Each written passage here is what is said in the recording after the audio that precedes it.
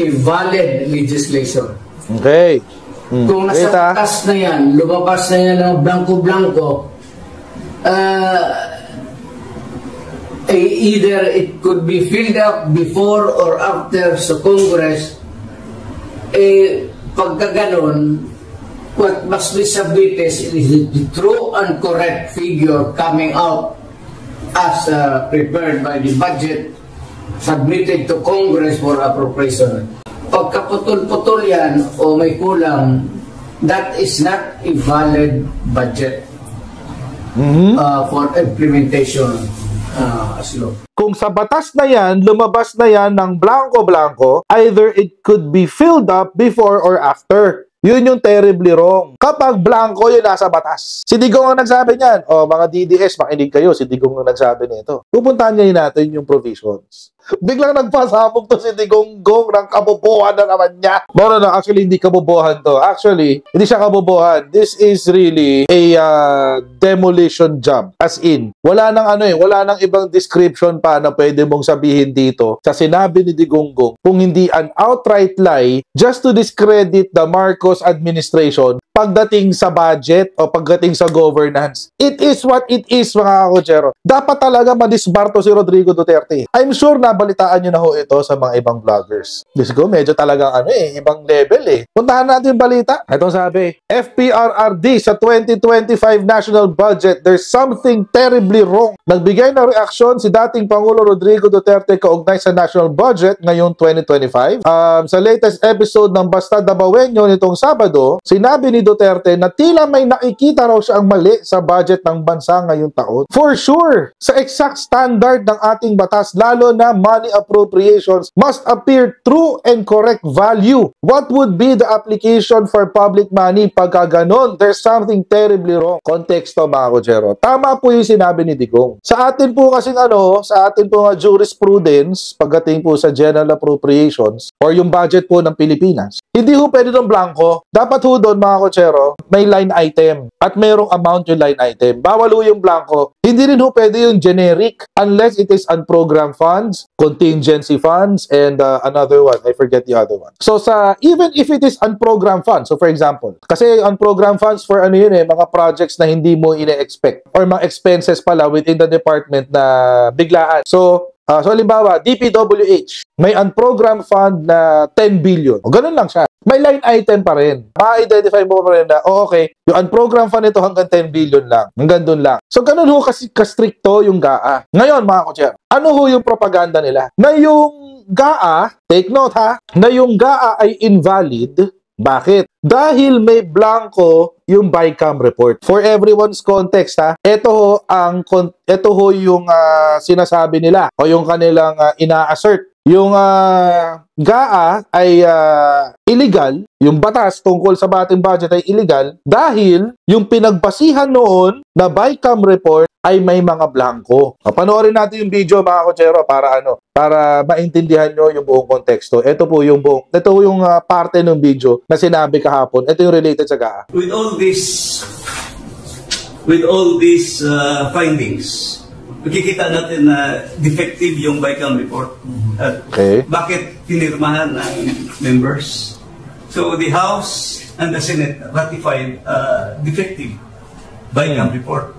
Okay. In other words, apektado yung ating GAA because BICAM report was defective. What was ratified by both houses are defective. Ang daming kulang na blanco. Yun, marami nang kulang na blanco. So the assertion is this, yung GAA, yung ating General Appropriations Act, yung batas tungkol sa ating budget ay illegal because yung pinanggalingan niya na BICAM report ay incomplete. Babigyan ko kayong sample. Yan, may mga blanco, ayan, National Irrigation Agency, NIA, walang budget, walang nakablanco. PCA, Philippine Coconut Authority yata yan, blanco. Walang laman. Small scale irrigation projects.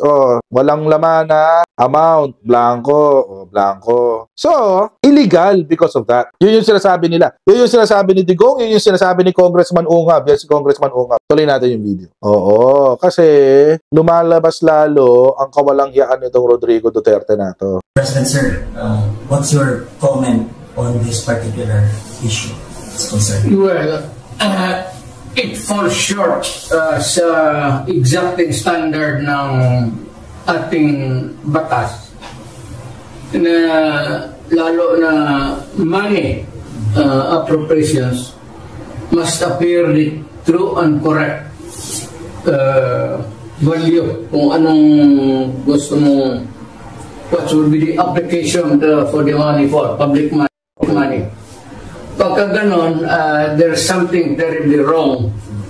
And as a matter of fact, I would say, kung may mga blanco yan lumusot, that is not a valid legislation.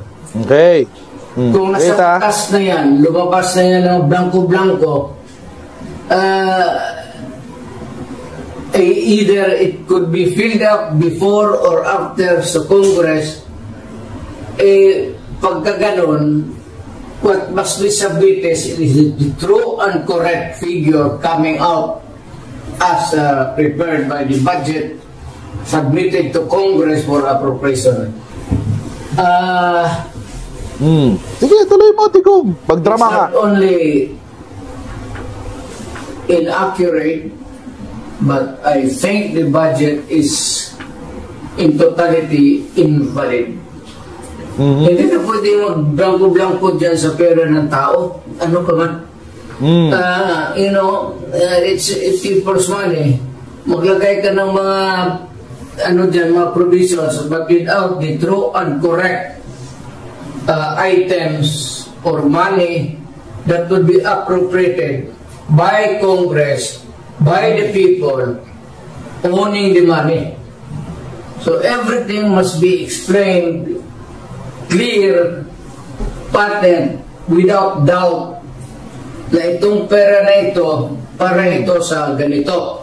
Itong para na ito para sa eskwelahan, ito para sa agriculture. Right. You do not leave any item there vacant.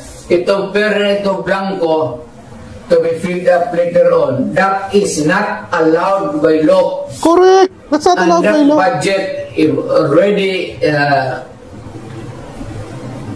I would like to remind Congress.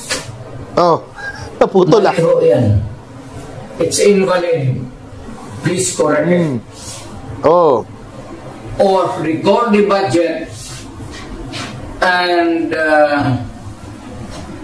demanded explanation kung bakit dumating sa inyo yan na ganun kablangko. We are not, para ka binigyan ka ng blanco check dyan, o sige, bahala na ano ilagay ninyo. In the same manner, yung mga blanco-blanco dyan, whatever or whoever corresponds to that particular item is free to just fill up the amount. That is not by all Tagal. by all commandments of the law. Commandments. That cannot be valid. Invalid, unenforceable. Diyos yan. And kung na-implement na, it must be corrected and the money returned if already spent or corrected. Okay. And kung sino man ang niyan, they have to give us the explanation. Otherwise, sabihin ko sa mga Pilipino, huwag na kayo magbayad ng buwis ninyo. Ganun lang naman, pinagsasaya nito kumang na to. Huwag na kayo magbayad ng buwis, ha? Sinabi niya yan. Kung ganyan din lang daw, huwag na kayo magbayad ng buwis, sabi ni Digong. Alam niyo, itong si Digong gumagawa ng kalokohan, gusto pa niya idamay sa bayan ng Pilipino.